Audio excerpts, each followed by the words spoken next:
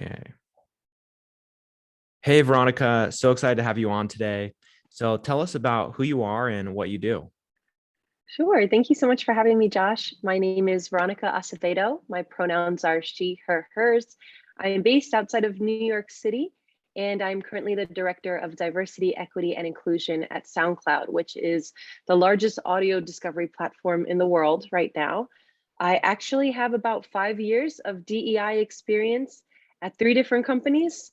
So this is my latest, but I've also worked in travel, tech, and consumer packaged goods. And personally, I identify as a second generation Latina woman, as well as a millennial. And tell us about this career path of how you got into DEI and how you got into HR and one also identified the opportunity of saying, hey, like DEI is something that's there. And when you started your career in DEI at that time, I guess today it's, a lot more popular, a lot more known, but at Yeah. that time there was not a lot of education around it to say the least. So tell us about that career path. Love to hear it. Sure. So I went to business school for undergrad and I majored in marketing. And to be honest, I didn't take any HR courses because the business school was so focused on some of the bigger functions like supply chain, finance, accounting. So I did not know about HR and I did not know about DE&I. I don't know if it was even formalized yet. When I started my career, it was in marketing, and I did about 2 years of marketing work before I learned that there was a DEI team at the company that I was at. I learned about them because I was very involved with the company's business resource groups. Those are employee centered communities that focus on different identities. So, for example, I was involved in the Latin network, I was involved in the women's network. I then worked with a lot of the other groups as well. And I realized that there was a team behind those groups helping to empower them, fund them, right, and help steer them in the right direction. So once I learned that team existed, I thought I wanted to learn more about what they do. And so I informally talked with, I wouldn't call it interview, but I informally just had coffee chats with people who worked in the DEI team there. They also suggested that because I didn't have any HR experience, that I connect with at least 10 other HR professionals at the company to learn what HR is all about. And so I did all of that to better understand, okay, what is HR beyond what you know when you don't come from HR? What are the different processes? What are the different roles? And how does DEI work with those different teams? So after doing all that informal networking, when a role opened up on the DEI team, I went for it just because I loved everything I was learning. HR was really pulling at me. I felt like a lot of my marketing and sales skills could now be used in the people aspect. So instead of researching and studying what can land a product with consumers, now I could be doing that for how can we build a more supportive work environment for our people. So I was able to interview for the role, and fortunately they took me on even without the traditional HR background. And that's where I started my HR career, specifically in diversity, equity, and inclusion. Very cool. Now tell us about how that career progression went afterwards. So you land your first role and then you Mhm. continue to improve upon that role and get new knowledge in the field. And where did that end up taking you? Sure. So I was originally on a North American DE&I team. So while the company was global, we were only focused on North American employees. I was very focused then on managing the business resource groups that I just spoke to, on benchmarking our company's policies and practices against other companies when it came to how supportive we're being towards women employees, LGBTQIA employees, caregivers, right? So I was getting deeper into, let me understand how our company works and where are we lacking? What are the opportunity areas? And then where can I weave DE&I closer to the business? So I'd say in the first couple of years, my work was very HR oriented. I worked within HR and my partners were all within HR to progress DE&I. As time went by, the role became more externally facing too. So now, how do we ensure our marketing is inclusive? How are we thinking about our consumers who have these identities and how we could better serve them? So my role went from just helping to employees to understand how we can make a more supportive workplace for them to, okay, and now how in your roles can you weave DE&I into the products you're creating, the marketing that you're doing, how you're talking to consumers. And I'd say over the last few years, that has been a focus of my role since that first job. All of my jobs after have had both elements of internally facing and externally. Very interesting. Yeah, it is very much a process of integrating throughout all the aspects of the company. Mm-hmm. And I would love to hear about some of the challenges that you've gone through of trying to push initiatives forward and Sure. ensuring that companies adopt, DEI rather than just putting it as a blanketed statement and saying, "Hey, we do this," without actually Yeah. taking action on it. So true. And I think over the past year, a lot of companies have been called out for not taking the action and just coming out with a statement supporting a certain group and then dealing with consumers saying, well, what are you actually doing around DE&I? How are you supporting your employees who have those identities? So I'd say some of the challenges have been just because it's such a new field, there are still very traditional work hierarchies and ways of doing things where if you have a leader who doesn't want to take risk or doesn't want to get too deep into certain underrepresented identities and almost mixing, personal with professional, then it is an uphill battle. I'd say that I've had to pilot a lot of programs versus like a big, strong rollout. So pilot meaning, can you just give me some resources and I'll do this on a small scale with some employees and we'll let you know how it goes. And then hopefully we can scale it. But I'd say that the biggest resistance has usually been like, we're not going to fully buy in yet. Let's see if you can trial and error and prove that we'll make an impact here. And I'd say some of the biggest support that you can have in going against challenges like that is knowing the sentiment of your employees. So I've definitely presented information of testimonials from employees, even anonymously aggregated. We've broken down employee surveys by race, ethnicity, gender, as many demographic factors as we can, so that you can see maybe overall employees feel great at the company, but once you break it down by identity, you can start seeing where there are some gaps. And then when you reflect that against workforce representation and you look at your charts that show that, okay, those same women, people of color, those other underrepresented groups who are saying that they're not having the best experience here, they're also not advancing to higher levels in the organization. So what can we do? How can we better support them in retaining them and advancing them? They're telling us like, what are the challenges here? So let's acknowledge that. Very true. I think it's important that we recognize that collection of data and Mm-hmm. using data is such an advantage for this initiative to push DEI further in a company. Yeah, And if a company is not using data actively here, then I feel like they're just not going to make a lot of progress because they just don't understand who their employees are.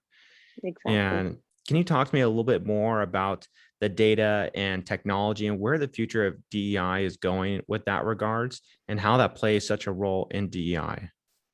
Sure. So fortunately in the US, it's easier than in some other countries to collect demographic data. So in my companies, we've used Workday, we've used Bamboo HR. I think Workday has been the biggest one. When an employee or a candidate applies for a role, you can have options that say, if completely voluntary, do you want to share your gender, your race, ethnicity, your veteran status, military experience, disability status? And if you get it on the way in, then you have some really crisp data where you could follow the employee life cycle of, okay, how many people from this community are getting through the application stage, the interview stage, who are getting hired. And then you could also do the same once employees are here. So I can go into my own account right now and I can add in that information if I haven't yet, or if my information changes, I can go do that. So it's definitely self-identification. It shouldn't be people assuming, I think that person is this, let me add it in. It should be self-identification. It should be posed as optional, and it should, the company should share what they're going to do with that data so people feel safe in sharing it. I'd say that now that I've worked on global teams, that gets harder in certain countries. I now work at a company with a large German office, and there are a lot of safety regulations around what you can share. And so we have to find other ways to best understand who our employees are. Gender may be easy, but not so much race, ethnicity, or national origin. So there are softwares out there that can help you track it, but depending on your geographic location, there might just be some more hurdles for you to get that information. You can still potentially get it. You could get the sentiment, but it might not be as crisp as in a country that it's easy to collect. And where the future is going, I'd say, is definitely a heightened focus on the LGBTQIA community, a higher focus on disabilities and how we could better support not only physical disabilities, but mental, invisible disabilities in the workplace. And then I'd also say, like I mentioned earlier, how we could weave DE&I outward. So not just with our employees, but with the products and the services that we're creating. So in that sense, do we know who our consumers are? And can we collect that same type of data of our consumers? Yeah, it's so interesting. You're fighting legalities, even Mm-hmm. though data can be very helpful. So it's a lot of people Yeah, have good intentions, don't always lead to good outcomes with a lot of legalities in place. exactly. It's hard. So let's say for a lot of people watching this video, they're looking to take their first steps into DEI as a field. They may be HR professionals already. They may be recent graduates. And they're saying, how do I make that first step? Now, one of the magical things that you did, which I always tell people to do more of, is to reach out and talk to professionals, right? Yes. And that's an easy first step that's often people just don't take, I think, because they like to hide behind resumes sometimes Mm-hmm. and just the application process. But then sometimes that can make all the difference when people actually know your face, they can see you, and they've had Yes. conversations with you. Um, so what would you recommend, among those things and other things that people can do to take that first step and make sure it's a successful step into DEI? Absolutely. Like I shared, I'd say first off, connecting with DEI professionals, HR professionals, if you're new to the field, having informal conversations, because in my story, when that role opened, I knew about it before it was broadcast to the wider company. Likewise, I've been on teams where we've talked to some external candidates before who've shared their interest in DE&I. So later on, when there was a role, we gave them almost like first dibs to apply versus like the general public. So I'd say having experience beyond passion, I've definitely interviewed a lot of people who say, I'm really passionate about this. I identify as this underrepresented identity. I'm passionate, I want to do more. But to work in DE&I, we need to see, what are you doing beyond the passion? So are you involved in employee resource groups or any organizations that focus on an underrepresented identity, whether or not you share that identity?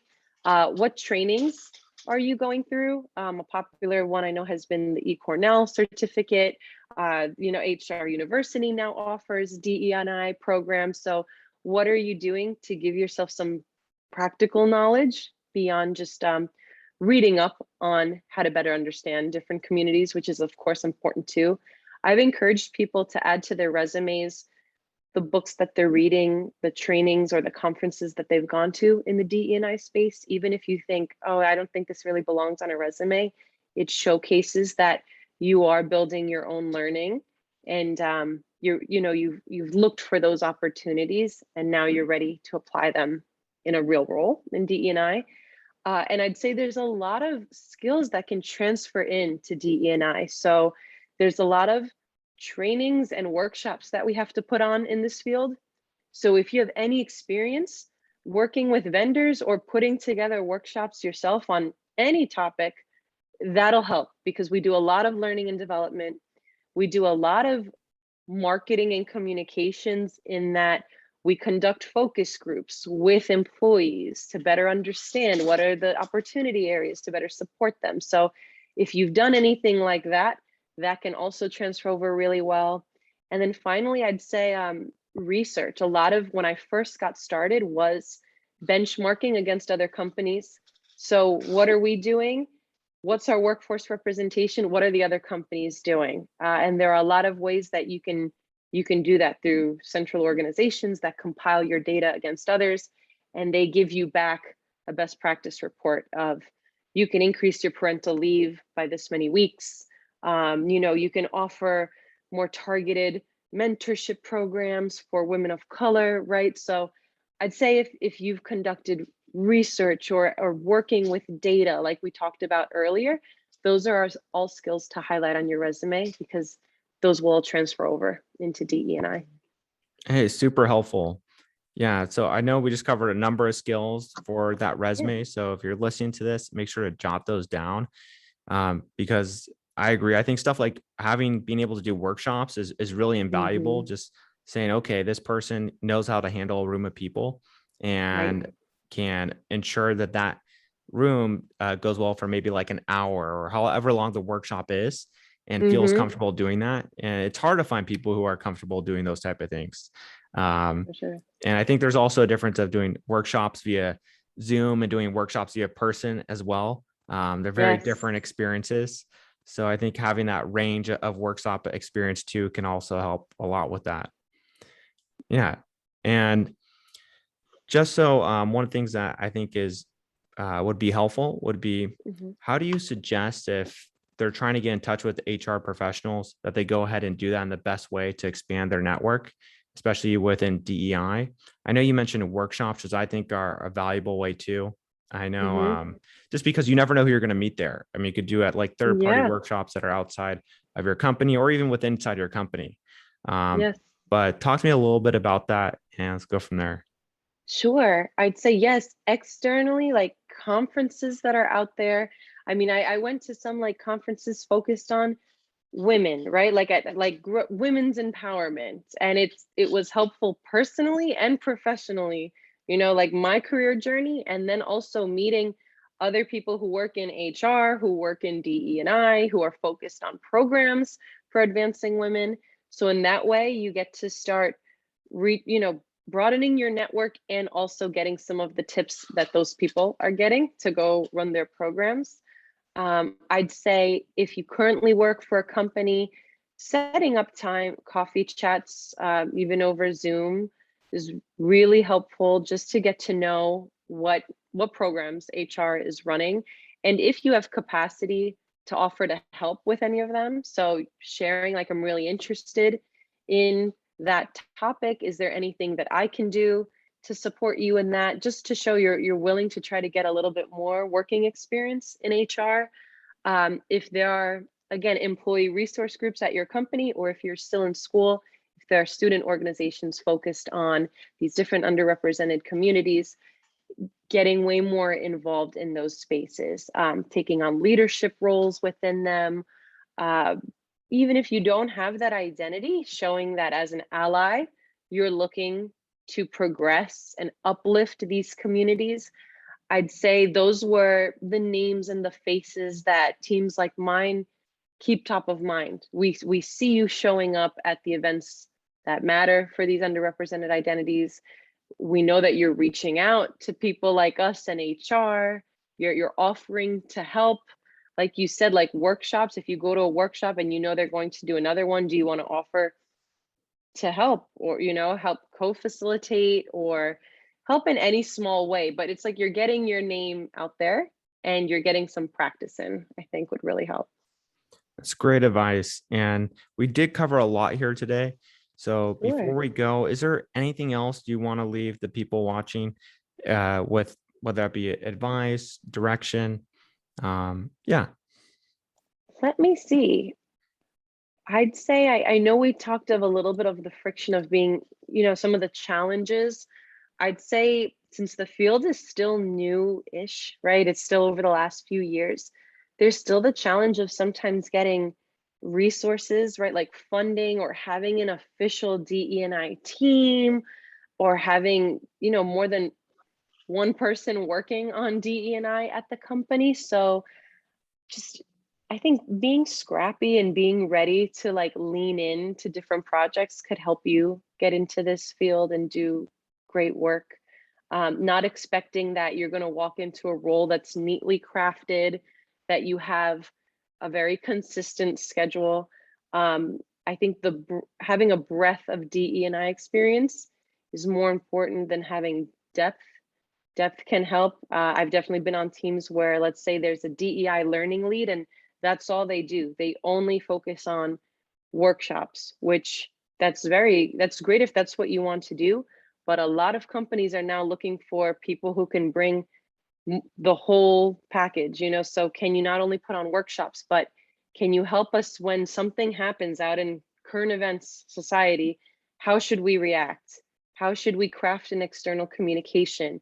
How should we talk to our employees about what's going on? Should we? Like, how do we check on our employees' mental health? So just trying to spread out, I think your experiences will help and showcase that you're ready to lean in and do whatever it takes to uplift the DE&I agenda at your company, at the school, wherever you are working at. But that's where your passion comes back in. So people who say we have a lot of passion, like, get ready. It won't always be easy.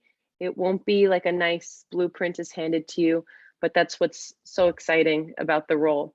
And it's so redeeming when you're doing a lot of this work and people come to you after and say, like, as a mother, as a gay person, as a Black person, I'm so thankful that you are here, that you're helping to, you're doing your best to help uplift me and my community.